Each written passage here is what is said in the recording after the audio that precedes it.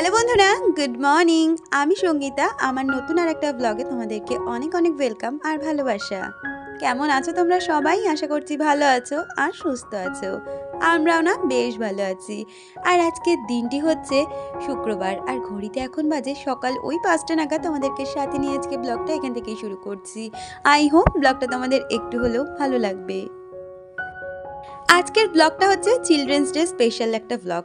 তো সেইখানে কালকে আমাকে দুষ্টু বলে রেখেছিল, আমাদের তো চিলড্রেন্স ডেতে স্কুল থেকে খাওয়ানো হয়ে গেছে, তো আমরা বন্ধুরা মিলে ডিসাইড করেছি আজকে আমরা একটু পিকনিক টাইপের করব।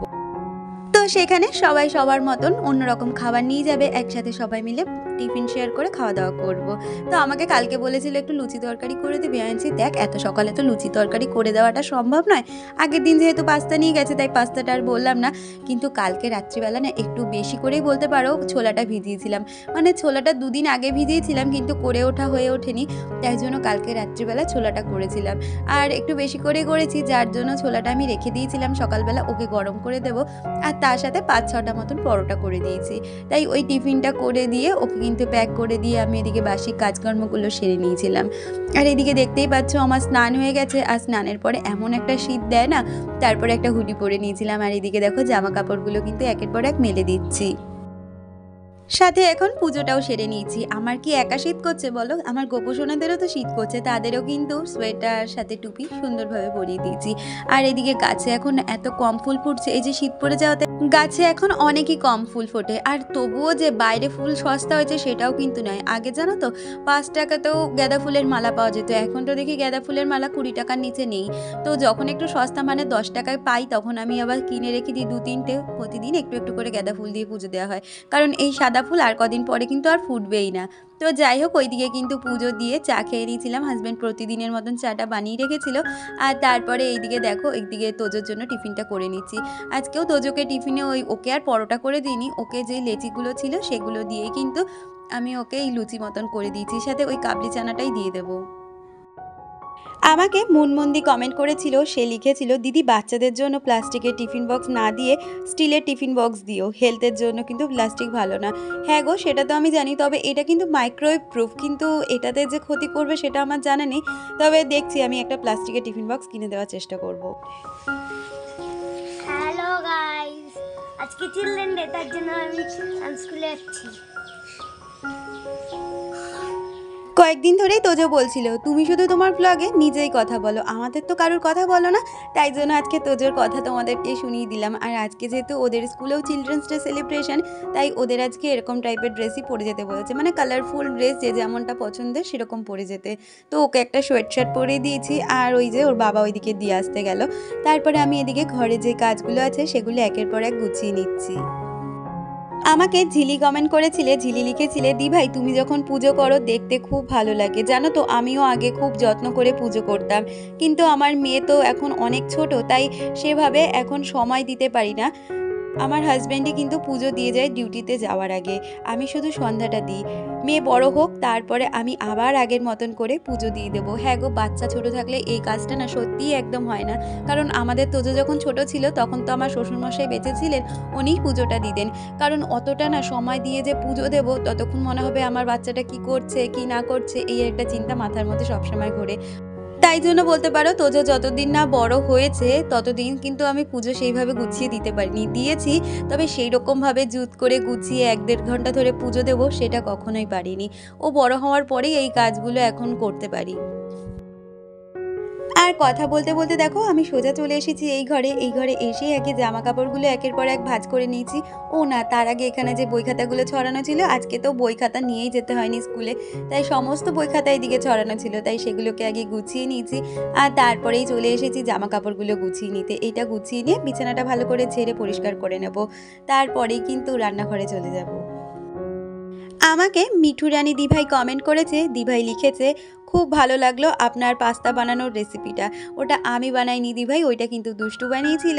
আর এটাও লিখেছো চিকেন গ্রিলটা খুব সুন্দর হয়েছে, আর শাকটাও। থ্যাংক ইউ সো মাচ এইভাবে আমার পাশে থাকার জন্য। আর প্রতিটা রান্নায় তোমরা আমাকে এত এত সাপোর্ট করো, এত ভালোবাসা দাও। তো জানো তো, রান্না নিয়েও আমার একটা অনেক দিনের পরিকল্পনা, অনেক দিনের একটা চিন্তাভাবনা রয়েছে।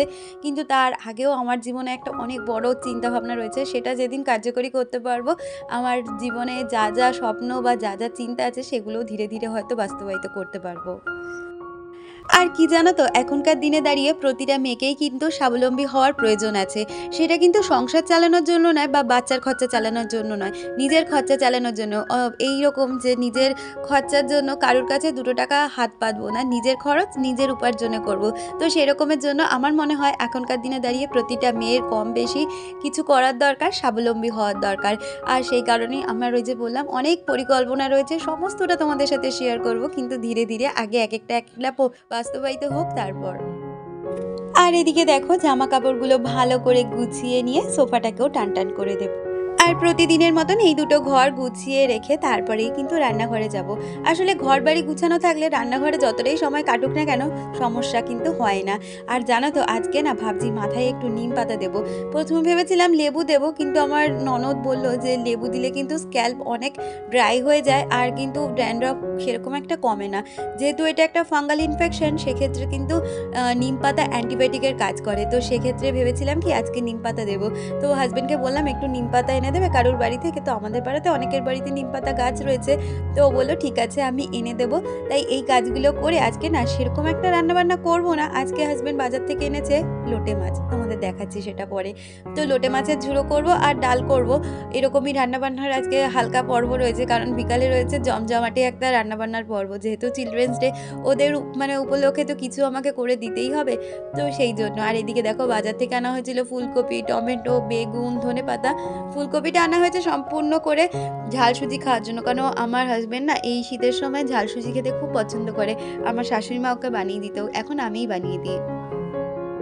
আর ওই যে যেমনটা বললাম, ওইদিকে ডালটা সিদ্ধ বসিয়ে দিয়ে হাজব্যান্ড দেখলাম একটা মানে এই নিম পাতার ডাল ছিঁড়ে নিয়ে এসেছে। তাই নিম পাতাগুলোকে আগে ভালো করে বেছে নিচ্ছি, আর সেটাকে ধুয়ে নিয়ে বারবার করে ধোবো। তারপরে একটু মিক্সার গ্রাইন্ডারে ব্লেন্ড করে সেটা মাথায় মেখে নেব।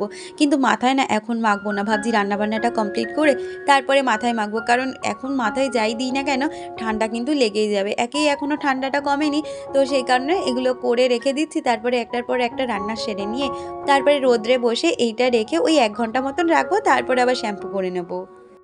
তো কথা বলতে বলতে ওইদিকে কিন্তু নিম পাতাটা বেটে আমি সরিয়ে রেখেছি, আর এদিকে ডালটাও সিদ্ধ হয়ে গেছিলো, সেটাই এখন ফোড়ন দিয়ে নিচ্ছি। আর ওই গ্যাসে আমি একটু লোটে মাছটাও বসিয়ে দেবো।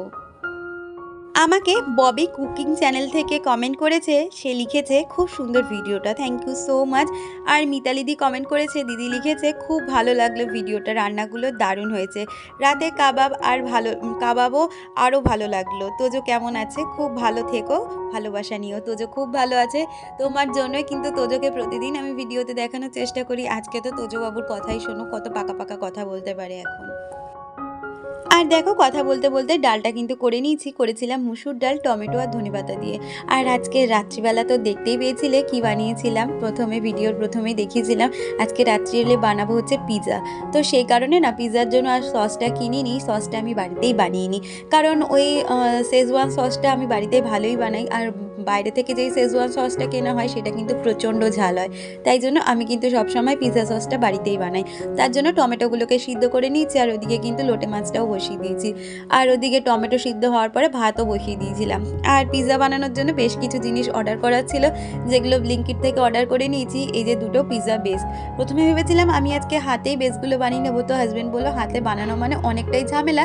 তারপরে ময়দা আনো রে, তার সাথে টক দই, বেকিং পাউডার, বেকিং সোডা, তার থেকে তুমি 30 টাকা করে পিৎজা বেস কিনে নাও, 30 টাকায় 2টো পিৎজা বেস হয়ে যায়। তো ওই জন্য পিৎজা বেস কিনেছি, তার সাথে সুইট কর্ন এনেছি, মেয়োনিজ এনেছি, চিজ এনেছি।